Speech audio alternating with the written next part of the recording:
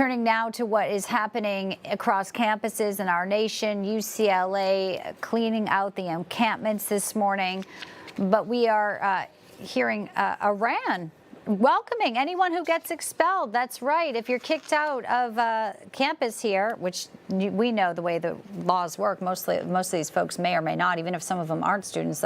Iran says we're opening the doors to set up any student who wants to come and study there and leave the United States. And some may say, don't let the door hit you. Pleased to bring in now our panel to talk about this. Host of American Agenda, Katrina Szish, airs right here after Newsline, and she is the supermom and author of Supermoms Activated, Jacqueline Toboroff, based in New York City. Welcome in, ladies. Great to have you. Great to be with you, Bianca. You know, I'm not surprised Iran's saying we'll take you. I mean, some of these folks are chanting death to America, so they should just leave. And we know that there's also the option for these universities to deport students under visas. Katrina, to you first. Yeah, I mean, I just feel like if you hate America as much as these protesters clearly do, then good riddance, as you said. Don't let the door hit you on the way out. But then any student or professor who chooses to take advantage of those scholarships or employment opportunities from Iran, they should definitely be added to a terror watch list right here in the United States. Again, consequences for bad behavior need to be enforced. Jacqueline, you're in New York City, where Fordham, we just saw, has now still have an encampment up.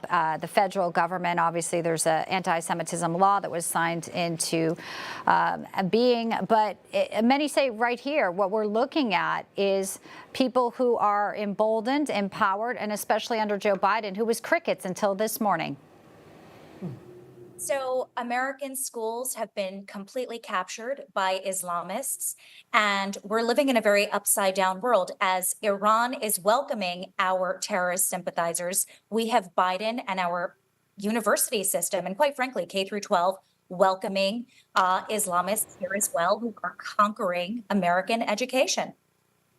They're conquering education, not for long, though, if there is a change at the White House. But I think that where we're at right now, a wide open border, Katrina, not good enough for Joe Biden. Now they want to bring in refugees from Gaza. I think that a lot of folks are saying, isn't the 8 million illegals who've crossed in the past few years, isn't that enough for us to sort through and see and vet? Because now we're bringing in folks that maybe are definitely more inclined to not align with our values.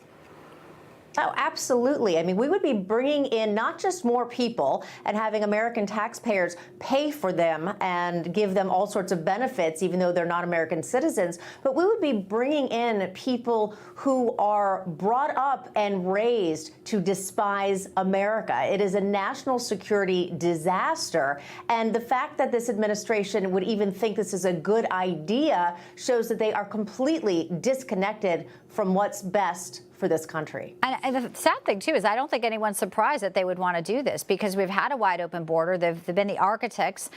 Sure. Senator Joni Ernst, though, is leading 34 other senators to try and stop this plan. She issued a news release today saying concerns of terrorist ties.